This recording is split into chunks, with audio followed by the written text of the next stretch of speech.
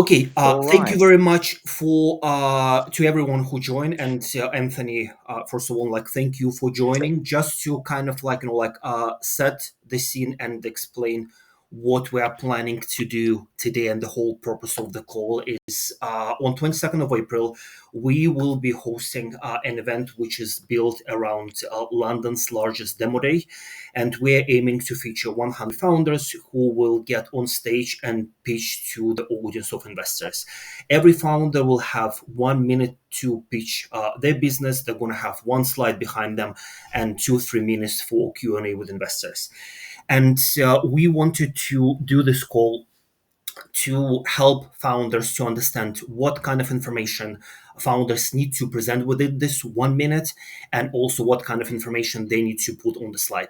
Even though this call is specifically made for founders who will be joining our event, I decided to open this for everyone, simply because realistically, every single founder who is fundraising, they need to nail this 1 minute pitch. And there is a reason why they need to do this, because very often you will run into an investor potentially in the elevator, and you have a very short amount of time just to grab the interest to in order to move this conversation to something much bigger.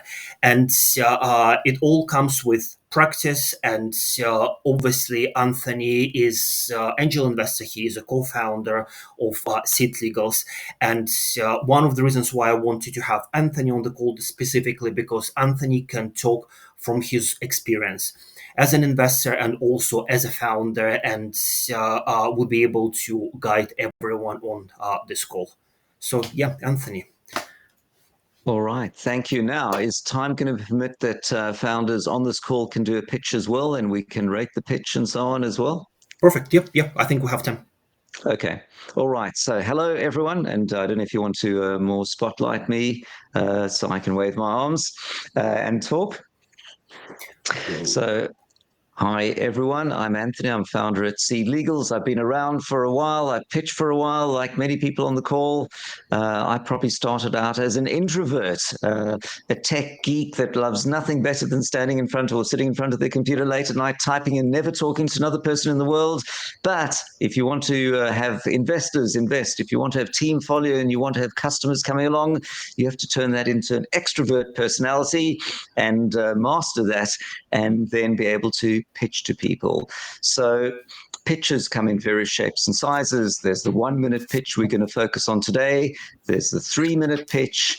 There's the half-hour pitch to investors. And of course, there's the online pitch. So the focus will be the 1 minute, but the gist of it is the same, which is it's all about storytelling. So what we're going to do over the next 55 minutes is I'm going to talk for a little bit about the principles, and maybe to inspire and get you thinking about how you might find that perfect pitch. And then we're going to switch to anyone who would like to get roasted in the nicest possible way, pitching. And just to explain that first, so you can prep, I was doing an in-person event, and I think this works best in person. And it was a pitch practice, and there was this magic moment where people came up to pitch a 1 minute pitch, and the first pitches were not very good.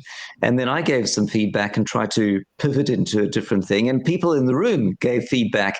And the person presenting, there were 6 people presenting, they did it like 3 times each, and by the third time, it had magically transformed into something way more powerful.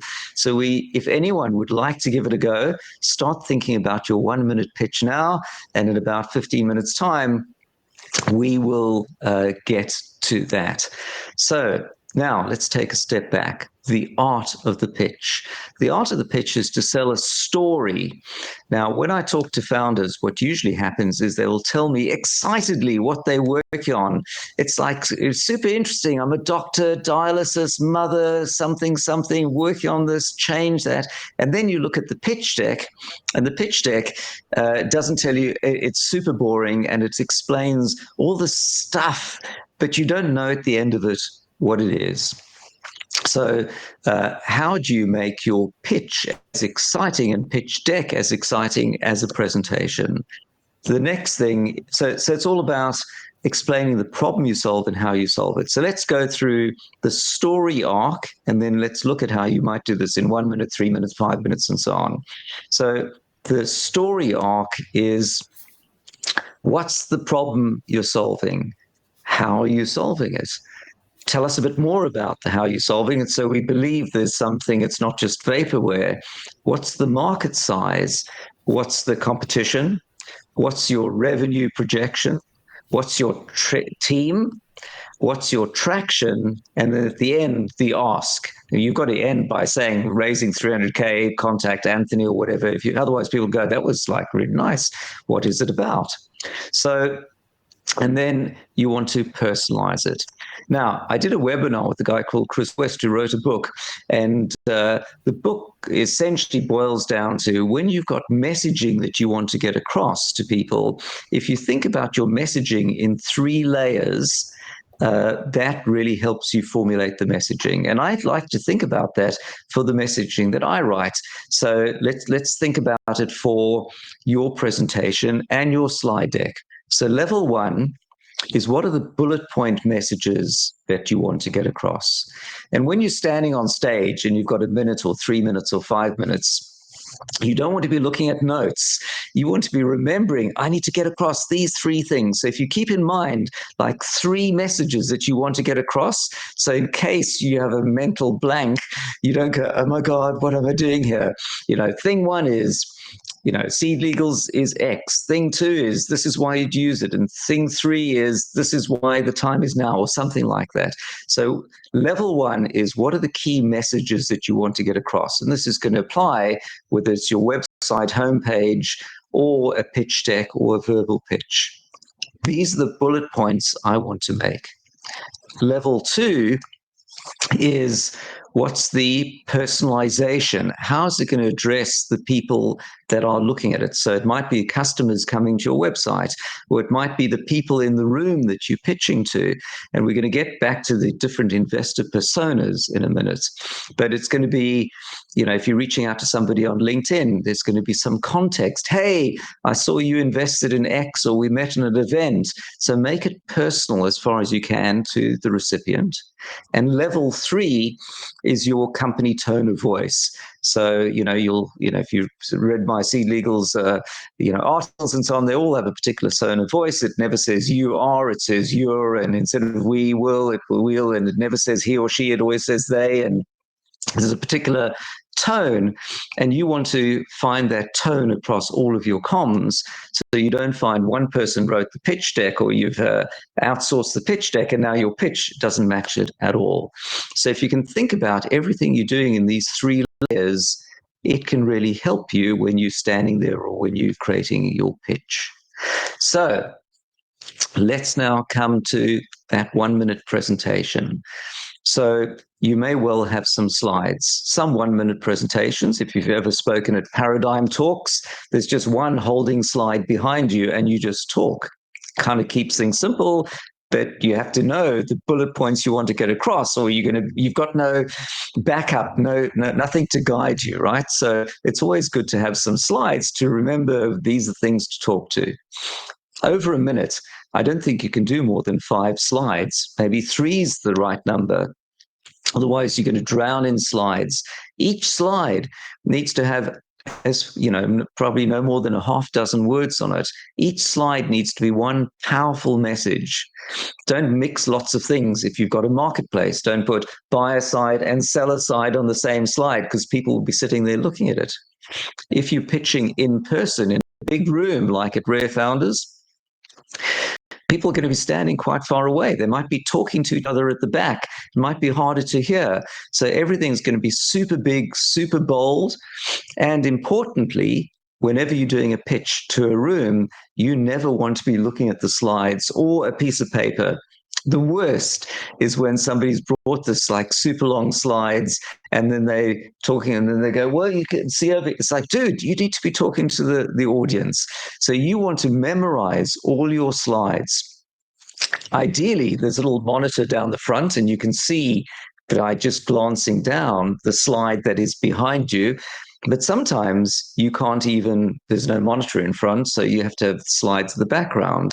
So, if you've watched those spy movies or whatever, the Marines, they assemble the gun in the dark with their eyes closed. They know where you need to know your slides just like that. So you need to know, I've got 5 slides. I'm going to talk about this slide first, then this, then this.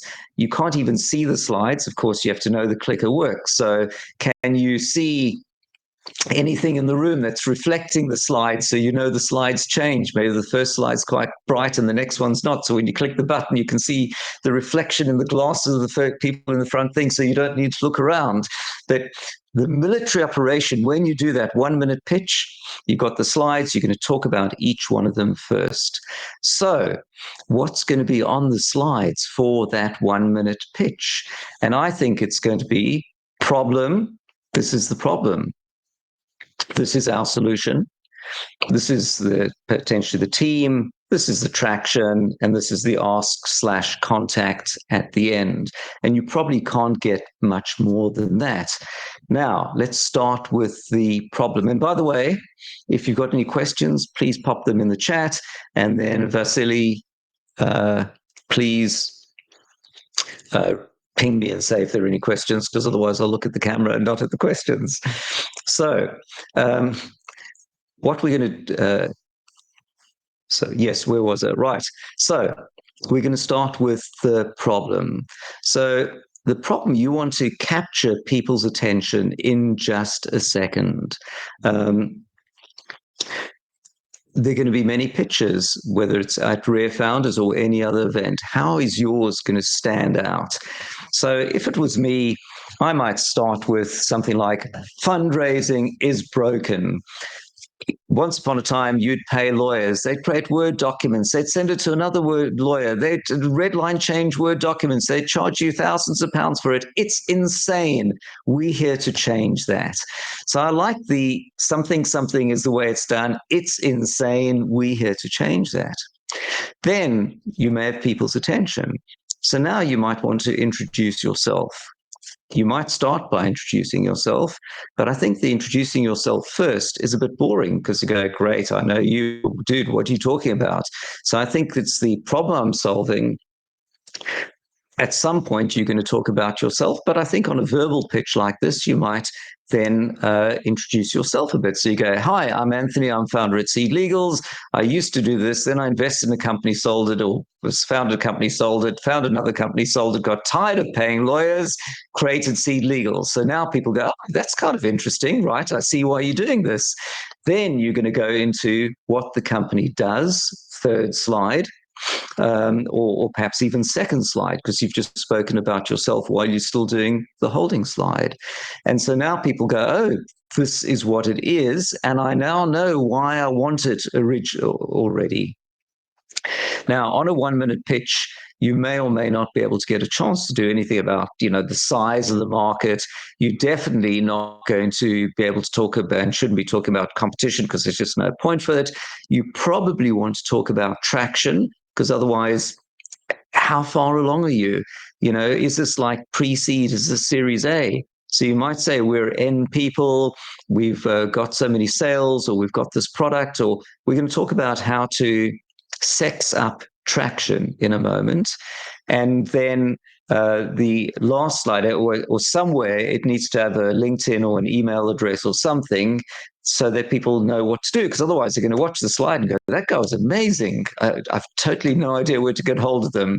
So keep company branding on every slide. The company name should be everywhere, so that as people are watching it, there's this brand reinforcement of nice message, company name. So I think that is it on the 1-minute pitch. Okay, so question on what format, Vasily, do you want for the slides? PDF, PowerPoint, or other? And should people send the slides beforehand? So yeah, on this one, I will clarify. I just need to check with the venue, but most likely PDF, potentially PowerPoint. So I will follow up on this one after. In terms of the slide, again, I'm going to send a follow-up email simply because we will have 100 people, and I need to classify. Or it's a bit of work, so we'll need to people just It's send it to me at it's going once. to be like I know. that's super. That is a So super complicated logistic problem when there are that many people. So, actually, Anthony, question for you, and I think someone mentioned this yeah. already. So, just to clarify, on the demo day, people gonna have just one slide, and again, simply because we need to be as efficient as possible. So, with everything that you mentioned, overall, what founders would put on the slide, what would you prioritize for just one slide? Okay, well, it's a great point. If you have one slide, then the clarity is clear. Obviously, it needs to have the company name, and that's going to have the company tagline. You're not, and you're going to have your name and contact. I don't think there's anything else that's possible. Oh, and of course, it's the branding and the imagery around it, because otherwise, all the slides are going to look the same, right? So uh, if somebody would like to, who's the first person to like to say, let's explore your use case as an example? Anyone want to hop in?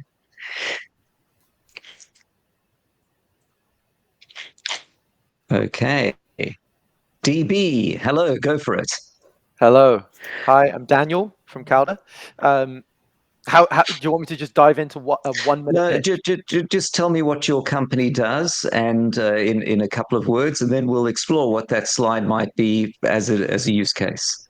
Okay. I'm founder of Calda. We're an LGBTQ plus mental health app. Okay.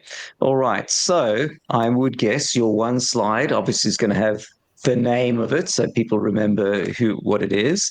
You would have some lifestyle graphic so that, if it's an LGBT thing, there's probably going to be some color scheme on it, right? So that's going to be the only one that's got rainbow colors and everyone else has got pictures of something else. So it's going to be super memorable.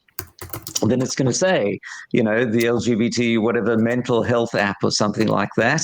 And then it's going to have some contact detail. I would assume that's kind of be it. And it's going to be kind of clear from from that one slide, what it is. And investors are going to go, that's me, or they're going to go, that's not me, pretty quickly. All right. I see a few other hands going up. All right. Let's go to Gok. Vasily, do you want to be the compare of who goes next? Oh, like anyone. Like actually, can I just mention one thing because you just touched on this, and I also came across on this with quite a few founders. We're going to have a mix in terms of physical products versus digital products. And back to your point, if you can display something that will just save you time on explaining, especially when it comes to physical products, I think people just should do this. Simply because, again, why would you waste your time explaining what kind of battery this is? You can just put a picture of this battery, and for many people, it will just make sense. And then you just need to explain what actually it does. Right. So I think that's exactly where I was going, which is that slide has a sort of lifestyle picture that explains in the picture what it is, because people are just going to look at it and it's obvious, right? So if it is a electric toothbrush, if there's a picture of an electric toothbrush, then it's like done. We know what it is. Otherwise, people are going to be spending the time trying to figure it out. All right. Do you want to go Goxinen quickly and let's run with yours? Hi, Anthony. Hi. We help fintechs build their applications. So my question is, like, we are using also generative AI technology. Should we go into that detail or just keep it simple? We help fintechs build their applications. Okay. Why would somebody use your app? What's the problem you solve? So we're now targeting community lenders, and the operation of cost, especially for the microcredit, is too high.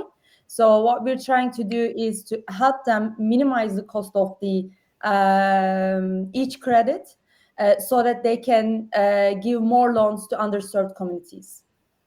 Okay, so you've got quite a complicated proposition that you need to get across, firstly in one slide and then in 1 minute. So you've got way more homework to do than the last one. So, what might the overall message be? Something like, there are is it designed for a UK audience or is it designed for a global? Where's your core audience? For now, we're targeting UK only. Okay, all right. So you might say did you know there are 10 million people in the UK who can't get a bank account? Finlay or whatever changes that. Let me tell you more. I'm Goxen and I'm the founder. I couldn't get a bank account and I'm here to change that. We're at, that kind of thing. So start by solving a problem that people in the room have. Top tip, be careful not to assume that somebody in the room has that problem, because obviously if you say, you probably couldn't get a bank account, the room is filled with investors. For sure, they've got bank accounts. So you're going to start with the general. Did you know there are N million people in the UK who can't get a bank account? It's insane. The system is broken. Obviously that's quite a hardcore statement, but and then, if you've got an app, I would imagine you can have a nice lifestyle picture of a person standing there who might be your target audience, right? So is it, the picture, people are going to read everything into the picture of that person. Is it a young millennial or something sitting in an elegant apartment, or is it somebody, sitting on a park bench or whatever it might be? Then there's going to be an app. And then there's clearly visible on the app, your product name. And now everyone goes, it's an app. And then, and they'll upread from the imagery what it is, and then you run from there. All right, next, and I'm going alphabetic. Well, I'm going in the list of people I see. Jonathan, go for it, Jonathan. Thanks, Goxenon. I'm Jonathan Montoya. I'm founder of a company called Reservy. We're developing an online booking system for the beauty and wellness industry in the Latin American market. All right. So I think it seems obvious what that holding slide is going to be, right? It's going to be a beauty parlor with clearly LATAM people in it. Maybe I'm guessing somehow convey in an image, right? Somebody with fingernails, app open, something like that, make it pretty. And now you obviously have to explain what the problem is that you're solving. You might, and I'm not your target audience here, so I'm going to make this up as I go along. The wild assumption might be, we've all found it difficult to book a nail appointment. Now, this isn't going to resonate with most of the people in the room. So you're going to have to come up with something that explains how other people have this problem, if it's not them having the problem, and then go on to how you're solving it. I think you're going to have your work cut out on this one, because if you are showing a problem that people in the room have, then it's going to be much easier to sell to them than if you're trying to explain a problem that other people have. So that's, I think, is going to be the key problem that you can address. And obviously, if I'm an investor and you're telling me that, my first thoughts would be, there are a lot of people in Latin America, so it's potentially a big market. I have no idea what the market is. I have no idea what the competition is. I don't know if people are looking to book or they just pitch up. So you're going to have to demonstrate that there is a problem and who the competitors are. You're not going to list all the different competitors. You might be as simple as, there is actually, you'd be surprised, there is no single app that covers this. And we're here to be that. All right. Next. Thank you. Rahul. Hi there. Hello. Go for it. So I'm founder of Intelligence TV. Think of Spotify for TV. As an average TV viewer spends 71 minutes to find something interesting to watch. And we're solving that problem using our AI and machine learning model. One of the big problem is you find something to watch on your telly and your food has gone cold. So that's the problems of millions and millions of people. So we do free ad-supported streaming. So there is no cost to consumer. It's a $12 billion market worldwide. Okay. All right. Well, thank you for that. And I think that's, in fact, the exact, and way that you can transform a pitch from what you do to why somebody wants it, right? So, let me try transforming that. I'll put myself on the spot here. So, I used to head up iPlayer, so I know this space quite well. So it might be something like, we've all sat with our partner on the couch looking for something to watch on Netflix or TV. Half an hour goes by, we get frustrated, we've not found anything, and we give up. It's ridiculous. Welcome to Telligence. Using advanced AI or something, we'll pick the right things for you. And that is much more powerful. So I think you've got the best opportunity of the ones we've seen so far to transform a message about what you do into a completely personal, because everyone's experienced that, right? I've sat with my wife and given up after some period going, this is ridiculous. We can't find anything to watch that we agree on. Now, I don't know if you already solved the problem, but you want to transform it into that space, right? We So sort it's of going to solved be actually the problem in our fast space. So everyone uses EG, and we threw that out, and we already built something core engineering. So we sort of already solved, say, 70-80% of the problem, where you don't have to go through the list of the channel list. You can open the app and start watching. That's our proposition. all right. So, listening here, you've definitely got quite a lot of work to transform that into like super powerful one. Also, top tip there, always avoid acronyms, because I know that EPG means electronic program guide, but most people won't. So, make sure that everyone in the audience would understand every word. Don't assume they're an industry insider. And too often I see things that is like, dude, if I'm not in this industry, I have no idea what, some trading system is or whatever it might be. Even words like CAC and LTV, which we've learned, may not be known to everyone. And certainly in a 1-minute presentation, I don't think that level of specificity, that's nothing to do with yours, Rahul. So thanks, Rahul. All right. Just one, follow-up. Yeah, go for it. You need to show the traction in that 1-minute thing. Well, it's a great point. So I think that why would you show traction? You're going to show traction for two reasons. One, to show the stage of your company. So, if you say I'm raising £1 million and you are pre-product or something, that's a big ask. But if you've got 10 million users and then you later stage, so you're showing that. The other thing is, investors are going to be seeing, not just at Rare Founders, but in any event, they see lots of startups. And the thing that ultimately excites is traction. If you're doing 10 million a year in revenue, and it's doubling every year, you can basically show the traction slide and people go, great, I'm in. What do you do again? And who are you? The rest is irrelevant, right? So you've proven the point. So the problem is you don't have that traction yet. So you have to sell the story around it. But if you've got traction, show it, because that's going to be the clincher. The problem that everyone watching is nobody knows whether what your idea is good or not. I'm not talking about yours personally, any idea. You see an idea, it's impossible to say whether it's good or not. So the only proof point is ultimately the traction. So you want to demonstrate the proof points of why this is taking off. Your challenge is in the early stages, you don't have revenue, you don't have users. So let's talk for a moment about traction. And I think the traction, whether it be in a pitch deck or here, obviously in a much concise form, it goes like this. If you've got revenue and the revenue is growing nicely, talk about the revenue. If you don't yet have revenue and you've got users and the users are growing nicely, talk about the user numbers.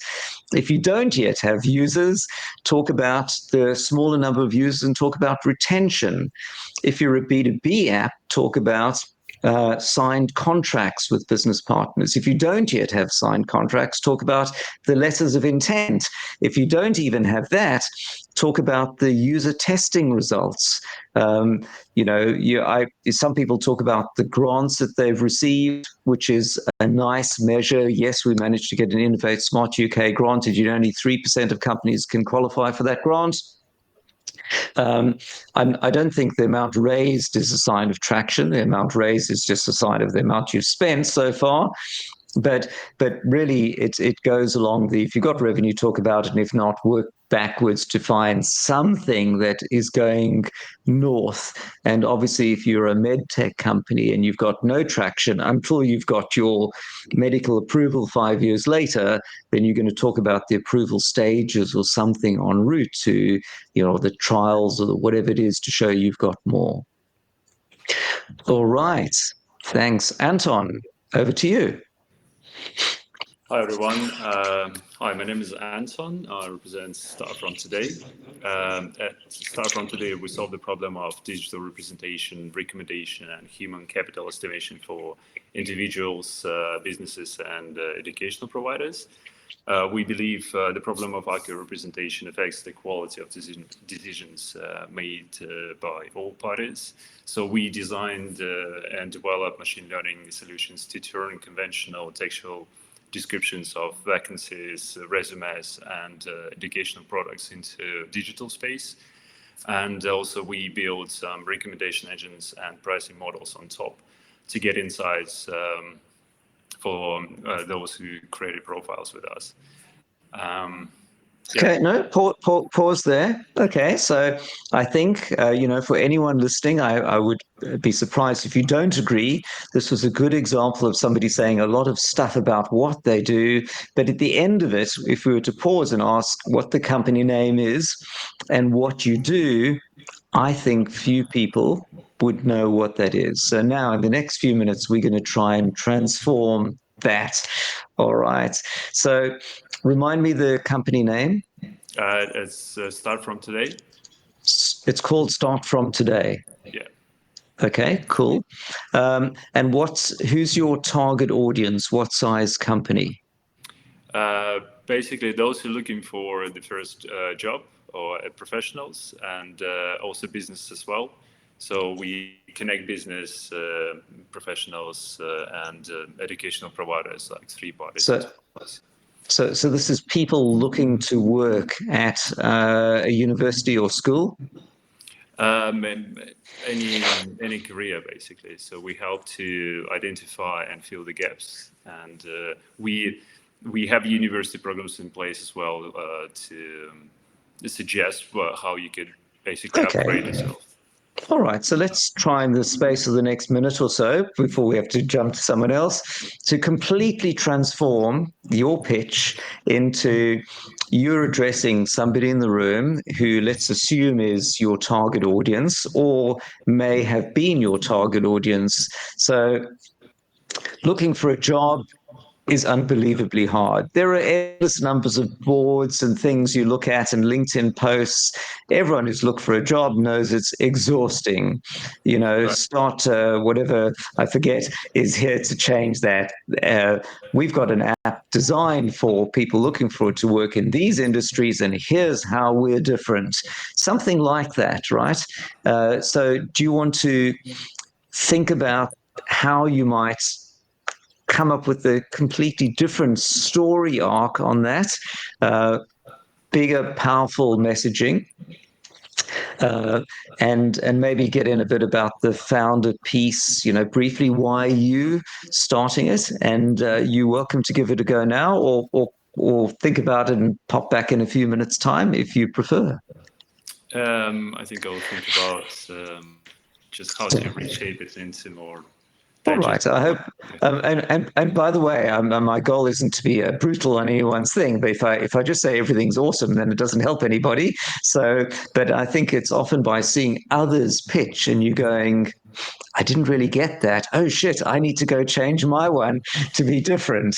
All right. So stay tuned, Anton, and pop back up when you are good. And maybe if you watch a few others, it might trigger some thoughts as well. All right. Thank you. Shraddha, you're showing next up in the list. And then after that, Vasily, read out any questions we've got.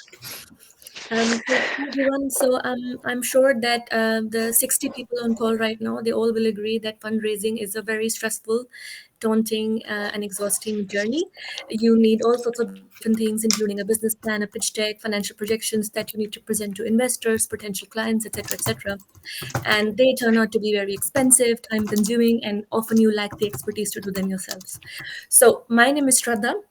I have been working as a startup consultant for the last 8 years, and I know how stressful and expensive this turns out to be for most startups who are strapped for funds, which is why we have developed BizPlan AI that aims to automate this process, reduce costs that startups have to pay for a business plan or a pitch deck by 75%, and also reduce the time by 75% as well, giving everyone a chance who wants to bring their business to reality to be able to pursue their dream by making this accessible and affordable for people and entrepreneurs from all backgrounds. Okay, all right. So thank you for a nicely delivered, probably 1 minute pitch. So the good news is 100% of the people here in the audience are your customers, right? You've picked the exact thing. So the question is, if people in the audience are jumping on this, then you've got it right. And if they're thinking, interesting, one of your challenges, of course, is if you are helping people create the ideal pitch, then your pitch has to be nailing it. Otherwise, it's not going to be as believable. So, how might you make that, a stronger message? It might be, if you're pitching to a room, well, you're going to be pitching generally to a room full of investors or a room full of founders, and you can have different messaging for each. So if it's a room full of founders, like here, you're going to be going, creating a pitch deck is a nightmare. As you can see on this call, the pitch you had in your mind sucks when people see it. The business plan is insane. How are you going to make up the numbers? Well, good news, AI is here to change that for you. Welcome to so-and-so. Using AI, you input a set of things and we'll create the perfect pitch, business plan, whatever. So, you obviously then have to quantify what it is. Are you creating the entire pitch? Is it just the business plan? Because they're each completely separate pieces.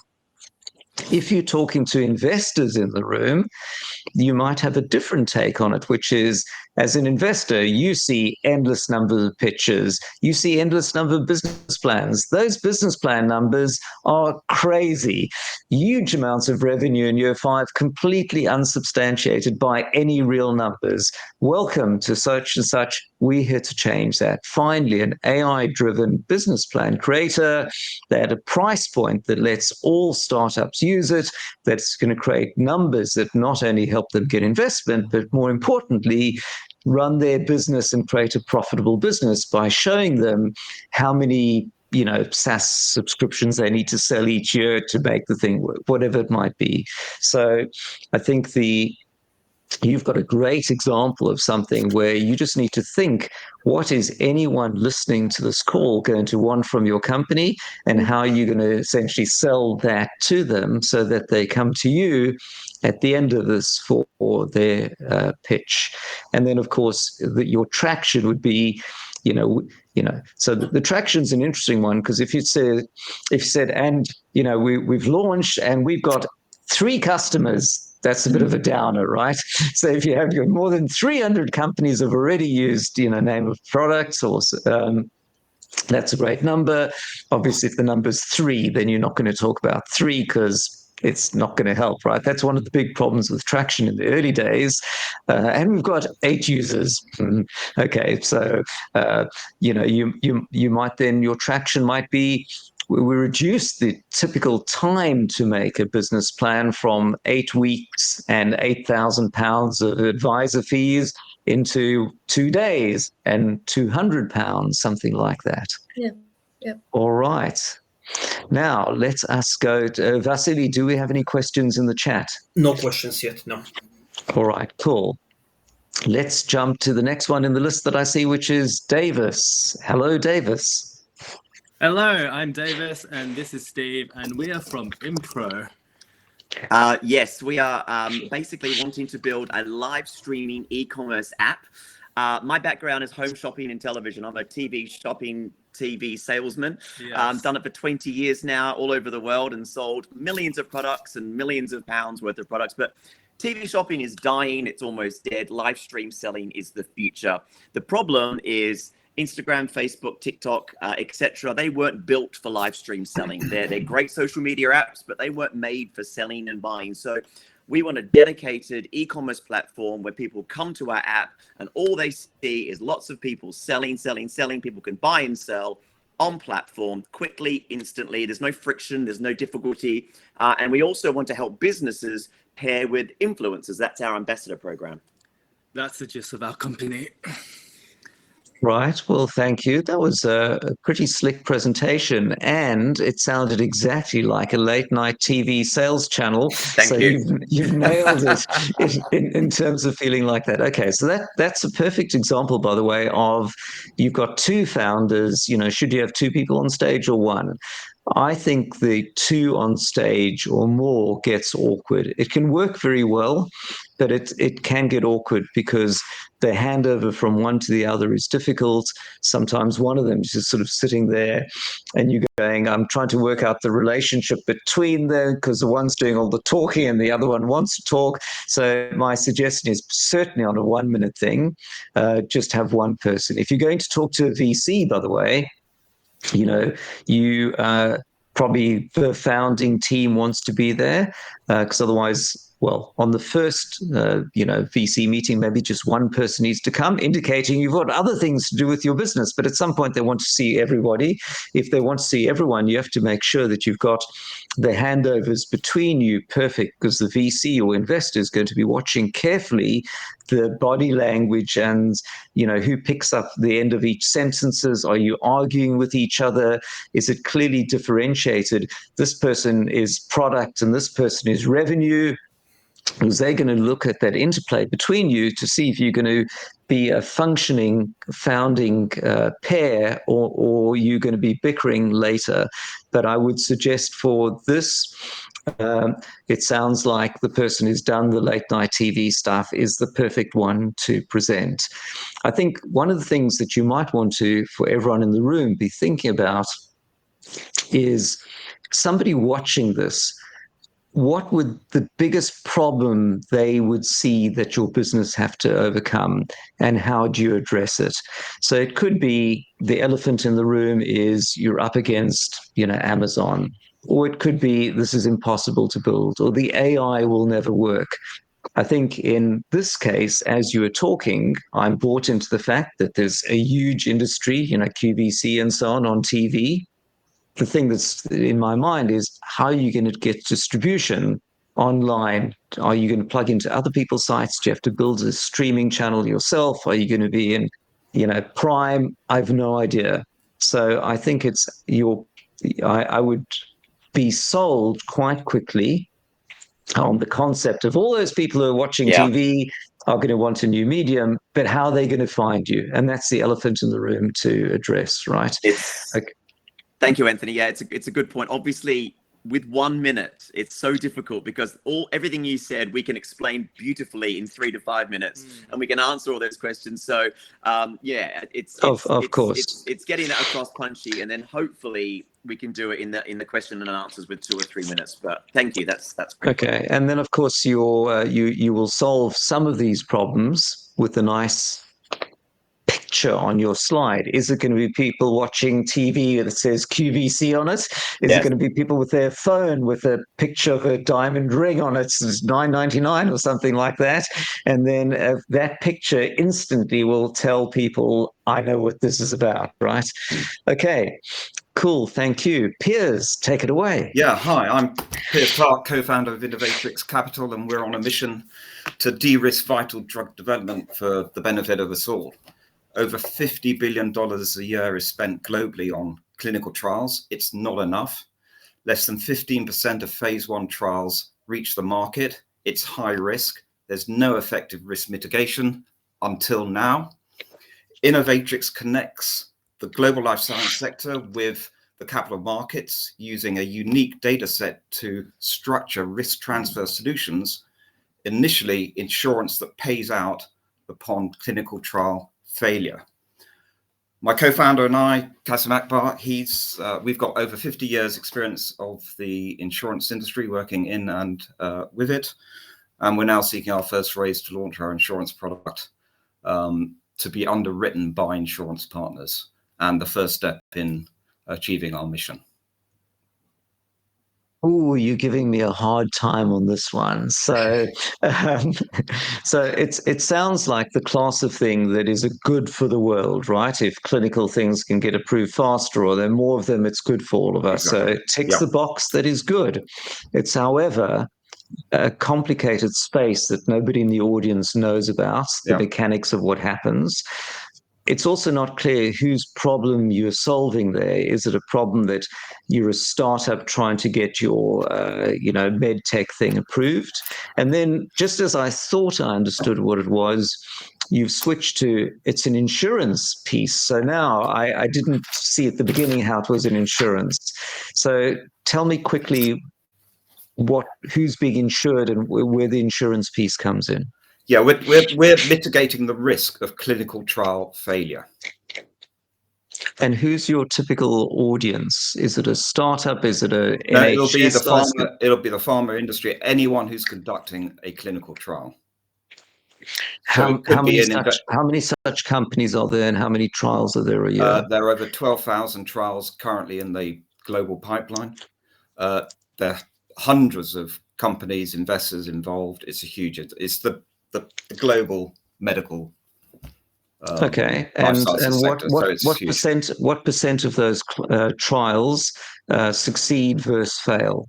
From phase 1, which is it takes 15, can take up to 12 to 15 years. I said less than 15% of phase 1 trials will reach the market. So 85% of trials starting will fail. Okay, so to put myself on the spot here, isn't the proposition something like, we all rely on the latest drugs, vaccines, whatever. With AI, that's going to even accelerate it. The world is going to be completely different thanks to medicine. But there's a problem. Drugs need to be approved, and it takes anywhere from 3 to 15 years to be approved, and only 15% of them get approved. This means fewer companies even get started. But what if they could get insurance on it? Well, welcome to so-and-so. We provide insurance that is going to help accelerate the introduction of new drugs, save companies a fortune and de-risk it. And of course, it's a great business for us. Something like that. And now you understand, you've turned it into something that even the non-participants in the value chain, as in the audience, are going, there's something in it for me. They see the size of the market, they see the pain point, and of course, you need to explain how you make money on that as well. Okay, I hope that was helpful. The problem space you've got here is that it's a market that the audience listening to you don't understand. So how do you put it in a way that shows them, even though they're not participants, the benefit of that? That's why. That's why something to find on TV tonight, which is going to be everyone in the room gets it immediately. Yeah, that's why I started off with sort of the problem being the $50 billion not being enough, and less than 15%. But the $50 billion are not enough. Nobody understands. I mean, there might be trillions or billions, and it's not my money. It's AstraZeneca's money. So I don't think the 50 billion is helpful. Exactly. I think you want to show how it's going to accelerate drug delivery, or inventions thanks to this, and of course show how it's going to be a business for you, which means it also needs to be valuable to the recipients. So I think the elephant in the room to me on that one is, if these are small companies, as in startups raising investment, then the insurance on it might be important. If it is AstraZeneca, maybe they didn't need to get insurance because they're big enough to not need it. So I would, and I don't know if that will be covered in the minute, want to understand how desired this is by the market. I mean, the fact you're doing this means you obviously know this market, so I'm assuming you've figured that out, but that's the bit to, I think, address. Okay. All right. Thank you. Thank you. Now, I see there's a question addressed to Vasily. I'll leave that in the chat. Vasily, yell if there's one for me. Brendan, over to you.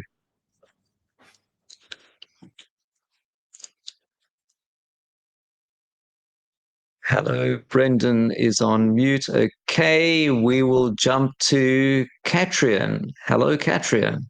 I'm not on mute. Hello. Thank you, Oh, Anthony. all right. Oh, Yes. Okay, I'll give it a go quickly. I've got it ready here. So the secret to being irreplaceable is being different, said Coco Chanel. And in the cutthroat world of branding, it is either stand out or get left behind. The 90% of marketeers are relying on content to draw leads, and content demand is doubling every year. The struggle for marketing teams is real. Unfortunately, AI content is scoring at best 5 out of 10 for being on brand. And the reason for this is that AI is designed to be average. Here comes AI Cat, allowing you to create authentic on brand content with AI, allowing you to create 10 times the amount of content with the same team that you have. We are doing this with the world's first AI ready brand DNA that allows you to be distinct. And I found this solution last year working as a CMO at a startup in the UK after 20 years working in the world's top brands, such as being the head of brand for Vodafone. AICAT aims to revolutionize the content creation process and automate what is taking you hours to do so that you can spend your time being creative and do the things that count. all right. Very nice. So, of course, your one slide is going to be the most critical of everyone in the room, right? Because you're promising branding, yours better bloody be on brand. So my hair is even on brand, so I'm big on that. Exactly. So, I mean, the clincher in your presentation was, I'm Catherine. I used to be head of brand for Vodafone or something like that, right? So, if I got that right, so I think your messaging about branding being important is a great starting point and super strong. The problem is you then spoke about AI being negative, but then your AI being positive. There's a bit of a mixed message there. I think the message is more about creating a brand used to be hugely expensive. AI is changing that. Yeah. So I mean, again, this is something that every startup or even every investor, if they've got a day job in the audience, is your perfect target, right? For everyone, literally 100% of people watching this right now, you're going, shit, if I could use your service to build a better brand. So what is stopping them doing that? I think at the end of that, I'm not sure I'm ready to quite jump because there wasn't a clinch or a call to action. Okay, thank you. Yes, we will be making logos and brand IDs, which is the typography and the Pantones and everything you need. So, I mean, it's heavily reliant on the input that people put in, but yeah. All right. So also missing, but it may not be in the 1 minute pitch. Is it productized? Is it live now? So maybe I'm at POC level at the moment, and I've got 4 letters of intent, 2 from ad agencies and 2 from startups. So I've got about 20 brands on board through that mix. Okay. All right. Increase, so I'm in build, I'm pre-seed. All right. Anthony, can we do a last question before we finish? We had a question from Olaf. I don't know if Olaf is still here, and it was specifically in terms of abbreviations. And I thought maybe you would be able to give an example. Olaf, are you still on the call? Yeah, I'm still here. Yeah, do you want to ask a question? Yeah, sure. So basically, we were talking about abbreviations earlier and try to avoid them as much as possible. In my industry, we have one specific that is kind of very important. It's the basis of my business, which is to have lower SKUs, which is a very common term in consumer goods, but it's something that I noticed that angel investors in tech don't understand at all. But even if I take out the SKU and say a stock keeping unit, people won't know what it is either, because actually SKU is much more common to say than stock keeping unit. There wouldn't really be any time to explain what stock keeping unit is during the 1 minute, but I kind of need to say one of the most important part in my business is that we have a very low stock keeping SKU compared to our competitors. So how would I kind of like go around that? Because I couldn't really have time to explain what an SKU is. Tell me what your business does in 30 seconds or less. So we're a underwear company that caters to having one size fitting extra small to extra large. So basically, we're taking down SKUs by like 70%, which solves a lot of problems in the industry. Okay, all right. So the idea is your benefit is for the store rather than the consumer, so that they need to stock fewer goods, right? So, I mean, if your target audience, it seems to me, is the store, then you're going to talk about SKUs, costs. If you are talking to investors, you might put it in a different language completely. It avoids the store needing to order 12 different sizes, and it helps them get, if it needs less rack space or whatever it is. And then you might even say the stores, this is called an SKU, and reducing the SKU is the number one priority for stores. So try to show to the non-technical person the benefit. And then if you need to drop in the buzzword for, the stores call it an SKU, then that is good. Now, I think we're pretty much out of time. I would have loved to do more. I can keep going for a little while longer. I don't know if that is okay with you, Vasily. Yeah, I'm fine. I'm fine.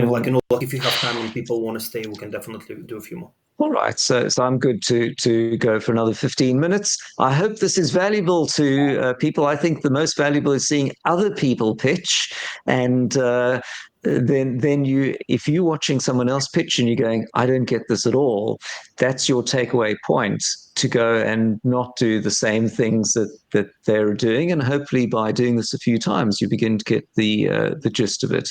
All right. Let us take Ben Alls. Ben, take it away. I'll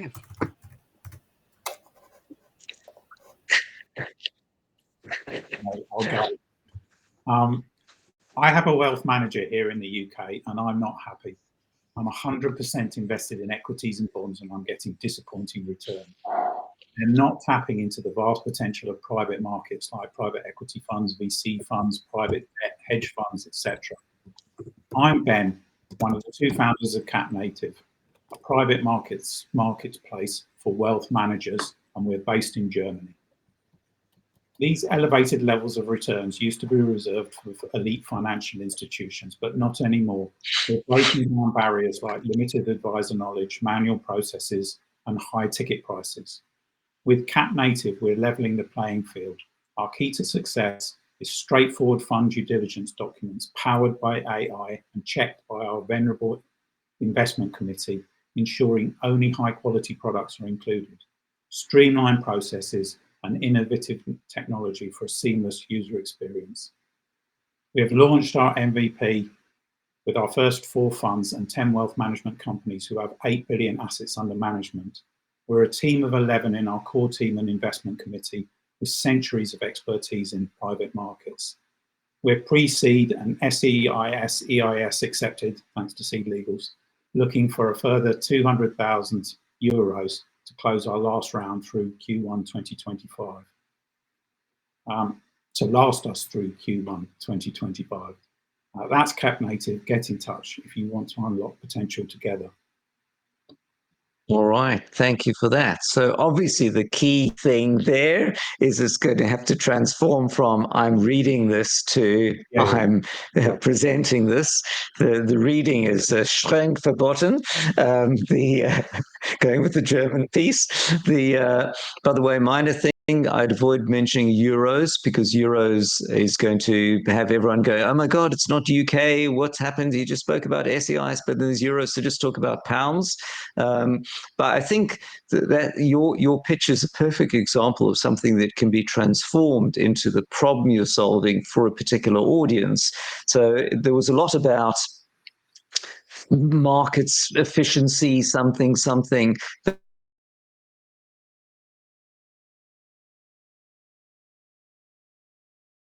Those investors might be with funds. Some of them might be high net worths that invest in property and diversified things, including startups. And some of them are just angel investors that go, great, I want to hang out with the cool kids and invest. But, they are potentially quite good as your audience.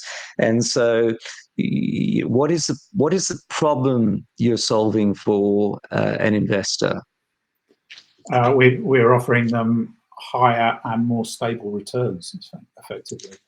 And how do you do that? Well, we're do you recommend different companies to them? Do you have we're a marketplace for private market funds. So we have venture capital funds, PE funds, hedge funds on our marketplace. Okay, all right. So, but I think then that's the gist of it, which is we're the marketplace for private capital funds. You know, if you're an investor and you're looking to invest, obviously there are startups you can invest in, but you can also, for a diversified risk portfolio, put your money into X. How are you going to get the best return from that? Welcome to, CAT, whatever. It's the X for that, and of course, your picture is probably going to show. I don't know, is it an investor? Is it a trader? Is it a Bloomberg terminal? The picture that you show is going to have people thinking, who the audience is and what it is. So I think the idea obviously is in the class of, if this works, it's a B2B SaaS product for paying customers and is very investable, that you've got your work cut out on the storytelling part of it. I hope that was helpful. Yeah. Okay, and about the third or fourth time you do this, it will be spot on. So it takes practice, and I think that's the beauty of events like Rare Founders and other pitch events. Often, with the Rare Founders one, the idea is there will be investors in the room, but often there are ones where there are not that many investors in the room. They're just founders in the room, and you may well not get investor bites on the evening, but the ability to hone those pitch skills is invaluable and only comes from being in front of others and seeing others as well. All right. Thank you, Ben. Alex, take it away. Alex, the co-founder of Gladys. So every year, 60,000 older people die in England without getting any necessary care and support. So this vast caused by a gaping hole in the jobs market, with 152,000 people needed to just cover the basics. Incredibly, this UK market is worth 28.4 billion. And our unique model that will mobilize new talent can answer 12 billion of this problem. Effectively, it's going to change the way that people access and provide care at home. So we tackle this problem by effectively bringing in more staff from other sectors such as retail and mobilizing local workforces to offer shifts on demand. Our team has lived through the turmoil of caring for our own elderly relatives. We've operated a regulated care business and formerly co-founded one of the largest care management systems for regulated providers in the UK. So we know that by providing families with instant access to great local people will help meet the real needs of their elderly relatives and solve this care crisis. So to date, we launched last October and are already working across 2 counties in England on our pilot. We care for people aged 23 to 104 and turn over £13,000 monthly, all with a team of 2 and no code. So this is where we come to our ask. We're looking for an additional 400,000 in a pre-seed raise that will allow us to build out our software, scale our operations, and generate £7 million in revenue. We're set to become the default way that people buy care at home. So please save lives, back our unique team, and solve a huge societal problem. And also, you might make some great returns as well. Thank you. All right, that was a great pitch. Very nice. Of course, you're solving a huge need. I think listening to it could be tighter on the storytelling. I think you're also jumping a bit between the different, real benefits. So you spoke firstly about you started with what could have been a much more powerful proposition about, elderly, we've all got elderly relatives, are they going to be at the NHS? Are they going to be one of those dreadful nursing homes? There's a huge staff shorting crisis, everyone knows about that. We're here to change that. And so you focus on the staff shortage crisis, because then you had jumped into the billions or whatever, but nobody really cares about that. And then at the end, it was a bit about the personal piece, which was okay. There was your own experience. I think you can mold it into a more powerful story by focusing on the shortage of staff, showing why it's a great business. I think people will assume that. The numbers that you listed were a bit of the downer, right? So for you, 13 grand a month is great. For the investor, it's definitely, there's a big gap between that and the 7 million later. So the question is, how are you going to scale? I don't think you needed to have addressed that and mention that as part of your traction piece, because the traction is worth mentioning when it's higher. Can you find another measure of traction, which is, we've reduced the time to find staff from X to Y, or, we've got 3 NHS homes or something using it, and they report, amazing things, something like that, so that people see, oh, this is great, if they'll do more of that. And then, of course, in your slide deck, you may well need to keep the financial slide showing the 13 grand so far, which, of course, is tremendously impressive because it was 0 otherwise, and now it's 13K. But in 1 minute, it may not be the best thing to focus on. All right, I'm going to take. Was that helpful, Alex? Yeah, really helpful. So I think it's because it's obviously lacking context, whereas the unit economics can stand alone. So we've got all those, but actually we thought that we were more impressive, because in 5 months to be turning that over is pretty good. But if it lacks that context, it becomes benchmarked against anything. So yeah, you're right. Thanks. I think, to me, I'm always thinking, what's the elephant in the room? What's the big problem to be solved? So, I don't doubt in this case that there's money to be made if you can match supply and demand and find talent and so on. I think the questions to me is, who's your customer? Often, the NHS has got lots of money, but they may be notoriously slow to deal with. So you're going to show who's your buyer.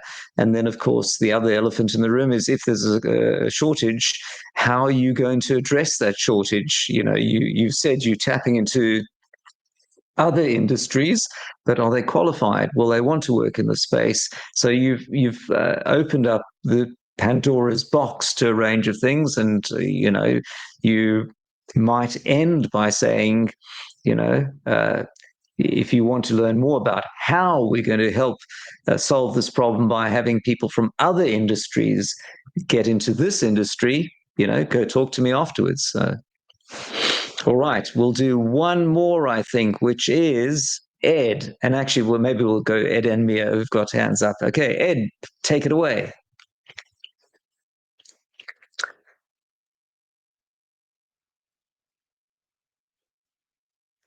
The world is set to be obese in the next 10 years, which is pretty staggering. What's more, brands are making this problem even more of an issue by spending billions of pounds every year on digital ads that essentially just glue us to our phones. So my name is Ed. I previously launched and ran an e-com brand where I became really fed up with these broken and unhealthy acquisition channels. So I co-founded Pace, a new social commerce app that connects consumers and brands in a really healthy and positive way. Pace gamifies movement, rewarding exercise with points that can be spent across both the digital and physical worlds. Think Strava meets Nectar. We motivate the world to move more while enabling brands to connect with consumers in a healthy and positive way. We're targeting the 1.7 trillion wellness market. To date, we've won an Innovate UK grant in the healthcare space. We've signed up 40 leading brands, including Lucky Saint, Wild and Trip. We have 15K users growing 7% week on week. And we're now looking to raise 500K with 260 already committed. Let's get the world moving together. All right, that was pretty slick. I'm assuming that your one-page slide is going to show a person with an app running or doing something, and all will be made clear just from that one slide. I think the proposition that you outlined was, obesity crisis and so on, was definitely got people hooked. I think the middle bit kind of meandered slightly, which is, e-com brands like, okay, that's moved off the story of the obese piece. So you were establishing some cred. I think you also, the intro piece, well, if you've got the slide on screen behind you that says what it is and a picture of it, then you can jump into the exposition as you did. But without the background slide, I think you kept the viewer waiting slightly too long to go, all right, what is this that we're talking about? So that might be revealed. But to me, the beginning bit and the end bit were quite strong. The middle bit, which is about your e-com brand, you kind of lost it as it drifted off into, okay, we're working with brands, e-com. Did I miss there was an obesity crisis first? So I think tying that together would be more useful. It's always tricky with a marketplace because we feel we're solving two problems: one, to get people moving; two, to help brands acquire customers in a healthy way. And actually, trying to get both problems across quickly is quite tough. But actually, and I think, by the way, there was the other, elephant in the room, which is there are many cases where there is a problem in the world to be solved, but either no one's cared to really solve it, or we all want it to be solved, but no one's going to do anything personally. Like, yeah, we all want to change insurance providers because they suck. No one actually changes their insurance provider on a particular day. So here, I think actually establishing both parts of it, there is an obesity crisis. Brands would like to do something, even if just for PR purposes, but have no real outlet to do so. Welcome to so-and-so. We put the two together to make a real change and a viable business, something like that. Yeah, that's nice. Thank you. All right. I said, Mia, take it away. And by the way, just before, obviously, on the night, you're just standing there. So it's all about voice projection, being out there, stand at the front of the stage, be confident, and don't read. If it is something you're doing online, make sure you've got great lighting, good camera, and importantly, great audio. And, you might, if you really want, I've got a nice mic here. It only took me several years of COVID and being at home till I invested in one. But if you can make sure that your slides start full screen, so you can't say to people, "I'm changing the world," if you're still fiddling around in PowerPoint to get it to do. So make sure it's in not slide mode, because that will often put on a different monitor, but full screen read mode in your app, so that if you are screen sharing on an online one, it just jumps to that without the slide sort and all the other stuff, and you fiddle around with it. Practice that beforehand. And then audio and lighting is super important, because if people can't hear you well or there's background noise, then it kind of spoils everything.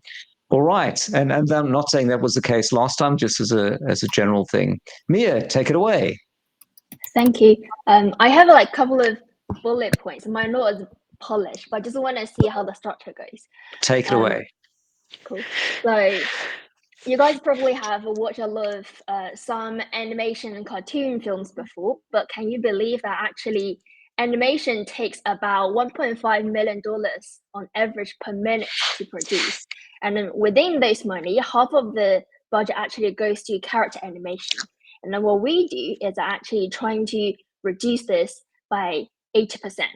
And the main reason why it takes that much money is purely because nowadays people are still trying to animate it frame by frame or trying to film it in the studio. And I used to work with the game and animation companies to produce this AI solution.